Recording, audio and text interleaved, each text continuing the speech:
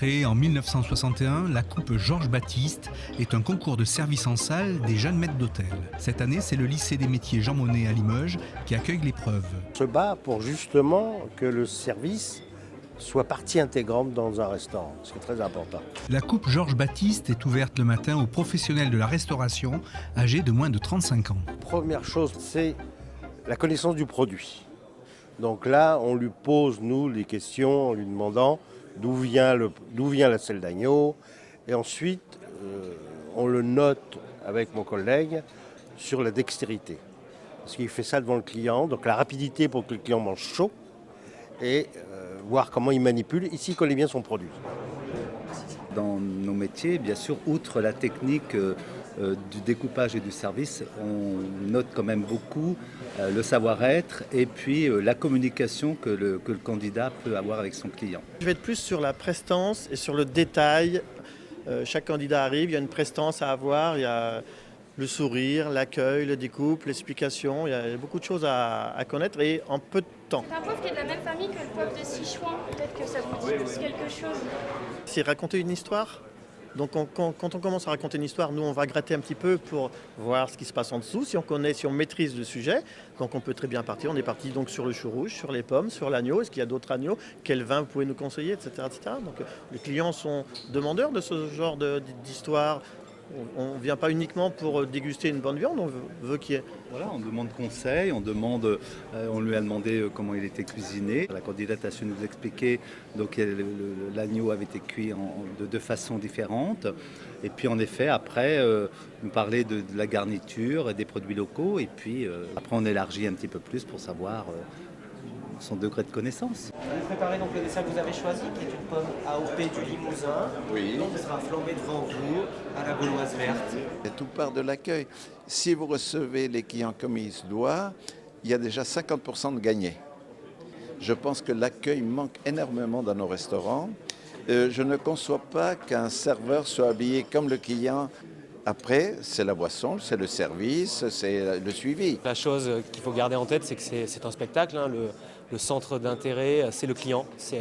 On est là pour lui faire plaisir et lui proposer un joli produit final. Il faut arriver à être professionnel, à être souriant. Je suis issu de la salle, hein, donc c'est vrai que je suis plus à l'aise devant une pièce de viande ou un plateau de fromage ou un flambage qu'avec un shaker dans les mains. Mais après, tout s'est bien passé pour moi, donc nous verrons. Et voilà, votre préparation, messieurs, est terminée. Les arts de la table prennent toute leur ampleur avec ce qu'on vient de vivre aujourd'hui, tous ces ateliers absolument extraordinaires qui prônent l'excellence, ce qu'on essaie de faire nous dans nos manufactures, l'excellence des décors, l'excellence de la présentation. Et on comprend aujourd'hui que cette chaîne ne peut pas être rompue et que tous les acteurs, quels qu'ils soient, sont importants et ont un rôle extrêmement important à jouer pour construire tout ce qui fait les arts de la table, comme on les appelle. Pour le sentir, je me permets de couper, donc, comme je l'avais dit, le cœur de meule, la pointe et également le croûte, la longueur. C'est là que je pose la question, c'est quoi ça? Voilà, et j'attends une réponse. Je ne peux pas vendre quelque chose que je ne connais pas. Vous imaginez si vous allez chez le marchand de voitures que vous posez la question sur la voiture qui dit je ne sais pas comment ça marche. On se documente en appelant les producteurs, en se renseignant directement en allant à la production. C'est là où on va avoir les vraies sources en tout cas. Et puis Internet aujourd'hui qui a changé les choses et qui permet d'avoir une multitude d'informations aussi. On a besoin de connaître le producteur, sa production, comment il la fabrique, les lieux si on peut visiter, et puis faire une petite caresse aux chèvres, aux brebis en passant, quoi.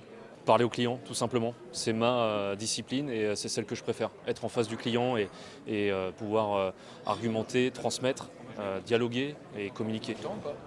Chaque fois qu'on arrive devant un atelier, il y a de l'excellence et on ne le maîtrise pas nous, mais il est nécessaire et c'est ce qui fait toute la joie de la présentation d'un plat, de la dégustation d'un plat. C'est un ensemble de choses.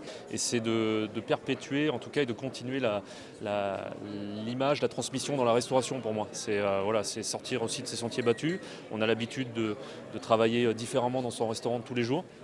et de faire des concours qui nous obligent à nous dépasser, à aller plus loin dans l'argumentation, dans la recherche justement. C'est ça qui m'a motivé pour aller faire ce concours. L'après-midi, près d'une quarantaine d'élèves des lycées hôteliers de France qui avaient gagné leur ticket pour la finale se sont affrontés.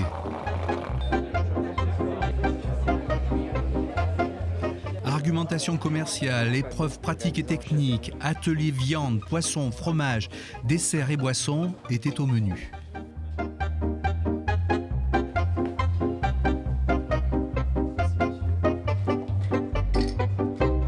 À l'issue de la journée, les candidats, jurys et sponsors se sont retrouvés à l'hôtel de ville où les résultats du concours ont été annoncés.